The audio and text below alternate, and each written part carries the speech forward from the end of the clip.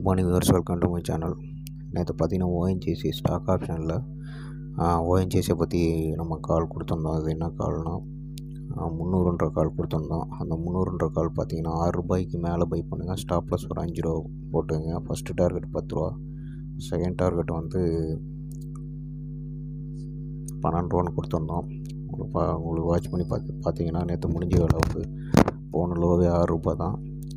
போன ஹை பார்த்தீங்கன்னா ₹13, நம்ம கொடுத்தது ₹12.